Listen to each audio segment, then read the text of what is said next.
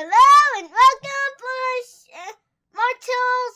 It is your Lord and Master, the great Chibi Tina. Listen to my declaration.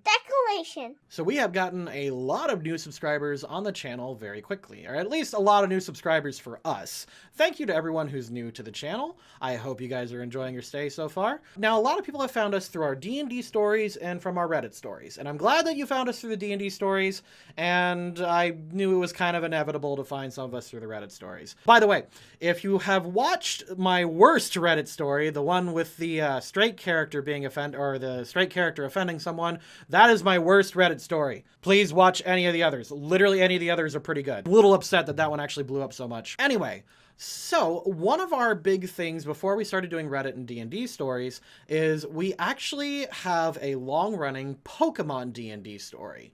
Now, we call it Pokemon D&D, but that's because it's the same reason you call tissues Kleenex. Like, the brand itself is so ubiquitous with role-playing games. If we called it anything else, no one finds it. And that's why we call it Pokemon D&D.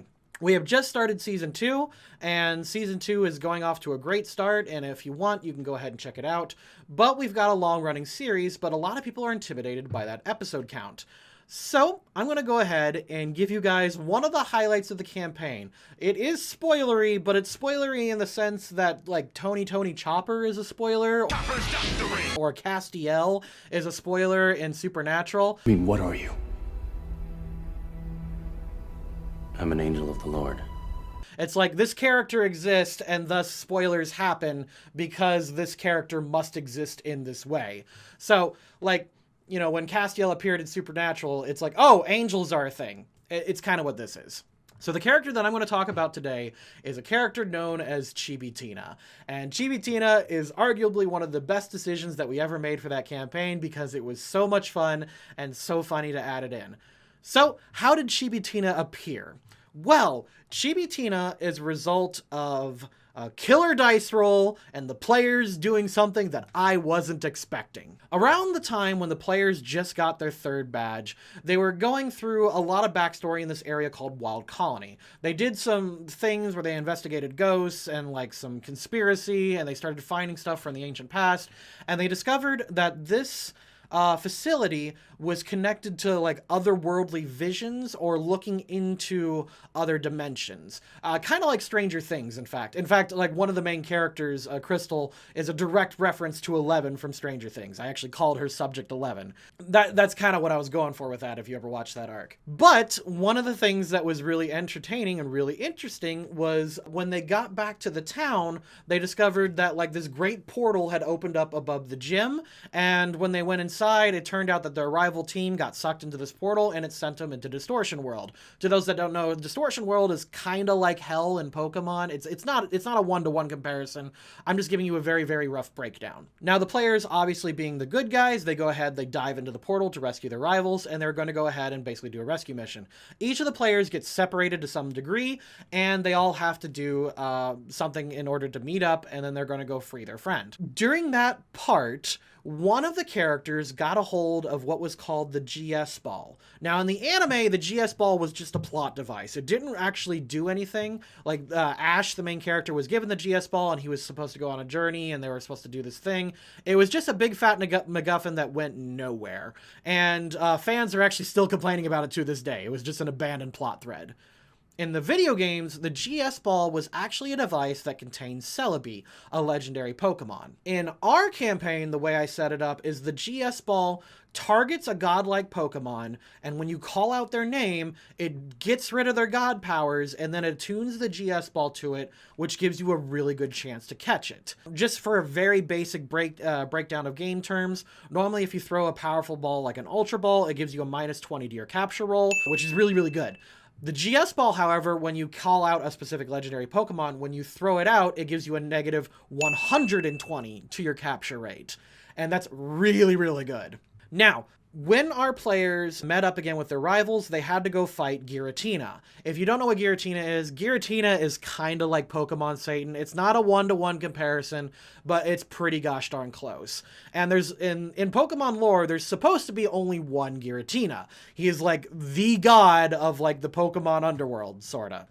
And they went to it, and originally when I gave them the GS ball, I wanted them to save it for the final boss, but instead, the players decided to call out Giratina, and they threw the ball. Now, normally, they are way too low level, and the capture rate for Giratina, level 100, with all of its auras and stuff, is way too high. They had almost no chance of catching this thing. But, really, really lucky roll got Giratina.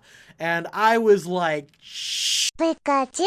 I was not expecting them to do this. Now, granted, I know I put a strong encounter against them, but I was just kind of hinting that they should grab their friend and go. That's kind of what I was going for. But that's not what happened. And to be honest, this might be the best thing ever. So they captured Giratina, they uncovered more and more mysteries and stuff, they rescued their friend, they got out of Distortion World, and then later they were accosted by the international police for various reasons. They weren't under arrest or anything, but they needed to come clean and talk about what they did. And, you know, the international police discovered, it's like, oh, you caught Giratina, you caught what is basically the god of death. Well, let's go find out what that was. And as a GM, I'm now thinking, I do not want them to have such a powerful Pokemon in their party, especially because of all the powers this Pokemon has. But I just realized I gave myself the perfect out. The GS Ball eliminates God powers and is meant to contain legendary Pokemon. And I was like, oh, well, this is easy. So I reverted Giratina to level 1, I made it super duper tiny, and we called it Chibitina. In fact, he's right here. You can actually see it right here, Chibitina. By the way, this poster, these wallpapers that you're seeing in the backgrounds of my videos, they're all available on our website for $3.99, and you can keep them forever. There's like 4 or 5 different ones, and this one is what we call Legends at Rest. Like I said, this is kind of a spoiler in the sense that these characters exist. This is the end of Season 1, where all of our characters have all, or at least all of our female leads have their legendaries. So back to the story. Chibitina is now basically kind of useless, but they now have like the god of death as like a little pet.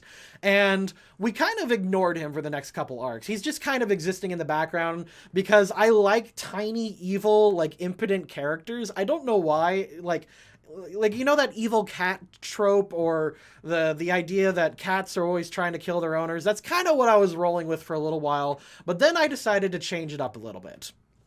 When they got to the beach episode story arc, they got to Port Oligarch. Now, in that one, it was just meant to be this goofy arc, because Wild Colony and all these arcs leading up to it were very, very heavy emotionally, and I wanted to have like a palate cleanser. This was supposed to be like the fun arc. This is beach episode time. It's wind down, right? So when they got to town, they started talking to people, and other people started noticing Chibitina on Jade's hat. They started noticing this character, and they started reacting very, very positively, and the characters didn't know what was going on. They eventually found someone, and that person explained that Chibitina, who does not need to sleep and just stays out of the Pokeball at night, has been stealing Jade's phone, the character who captured it. Chibitina has been stealing Jade's phone and uploading videos to YouTube, and is now one of the world's most famous YouTubers, and he's been slowly growing his cult through the followers that he's got on his YouTube channel. And the way I introduced that is I had my daughter voice Chibitina in a particular episode. She goes, oh my gosh, I've been watching all of his vlogs. I'm surprised you gave him your camera. What? Hello and welcome, foolish mortals. It is I, your Lord and Master, the Great Chibitina. Today, I declare that you all like and subscribe to the Shrine of my Glory, and for you to submit your tribute onto my Patreon. Don't forget to like and subscribe. Farewell, foolish mortals.